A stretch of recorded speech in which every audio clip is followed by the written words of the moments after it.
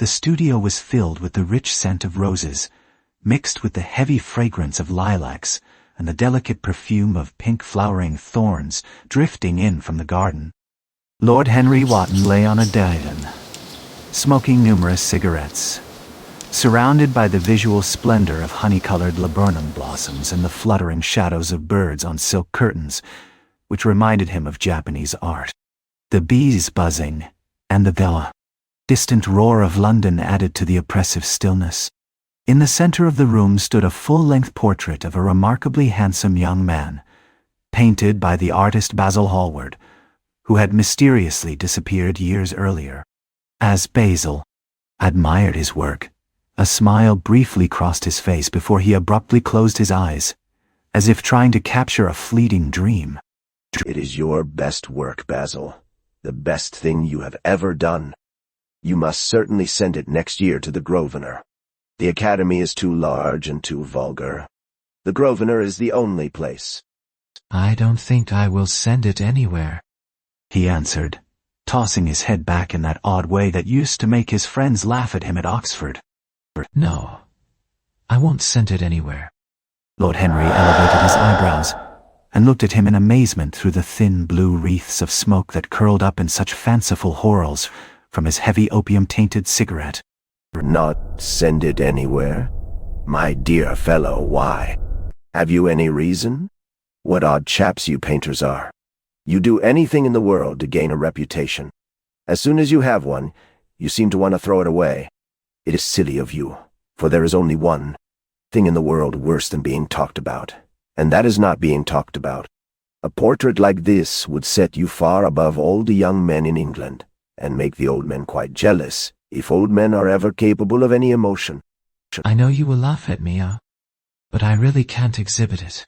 I have put too much of myself into it. Lord Henry stretched his long legs out on the divan and shook with laughter.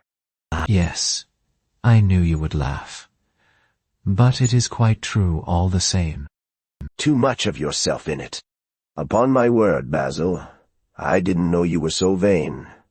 And I really can't see any resemblance between you, with your rugged strong face and your coal-black hair, and this young Adonis who looks as if he was made of ivory and rose leaves. Why, my dear Basil, he is a Narcissus. And you, well, of course, you have an intellectual expression and all that. But beauty, real beauty, ends where an intellectual expression begins. Intellect is in itself an exaggeration, and destroys the harmony of any face.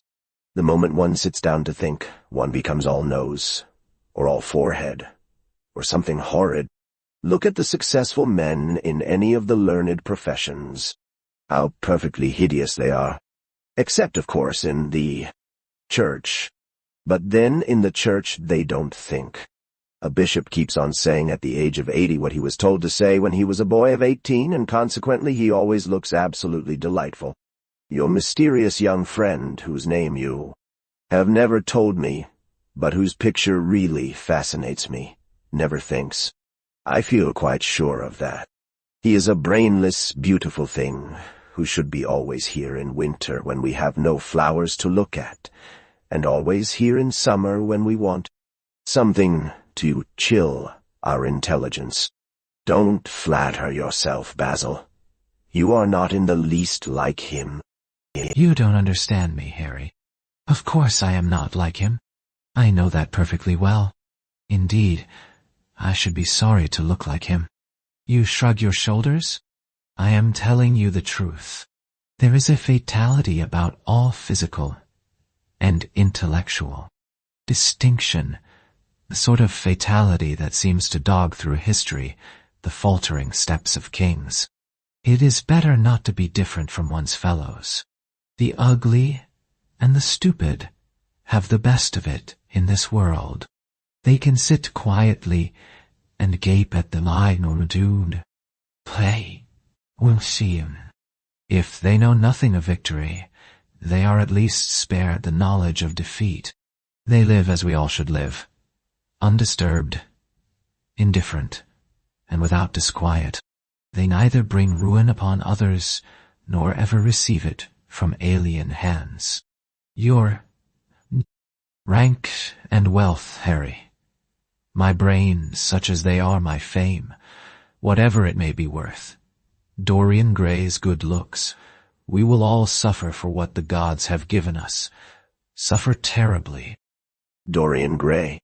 Is that his name? Said Lord Henry, walking across the studio towards Basil Hallward. Yes, that is his name. I didn't intend to tell it to you. But why not? Oh, I can't explain. When I like people immensely, I never tell their names to anyone. It seems like surrendering a part of them. You know how I love secrecy. It is the only thing that can make modern life wonderful or mysterious to us. The commonest thing is delightful if one only hides it. When I leave town, I never tell my people where I am going. If I did, I would lose all my pleasure. It is a silly habit, I dare say, but somehow it seems to bring a great deal of romance into one's life. Yeesh. Suppose you think me awfully foolish about it? Not at all, answered Lord Henry, laying his hand upon his shoulder. Not at all, my dear Basil. You seem to forget that I am married, and the one charm of marriage is that it makes a life of deception necessary for both parties. I never know where my wife is, and my wife never knows what I am doing.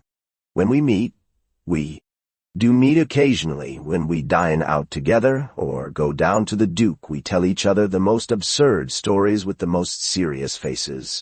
My wife is very good at it, much better, in fact, than I am. She never gets confused over her dates, and I always do. But when she does find me out, she makes no row at all. I sometimes wish she would, but she merely laughs at me. I hate the way you talk about your married life, Harry, said Basil Hallward, shaking his hand off and strolling towards the door that led into the garden. I believe that you are really a very good husband, but that you are thoroughly ashamed of your own virtues. You are an extraordinary fellow. You never say a moral thing, and you never do a wrong thing.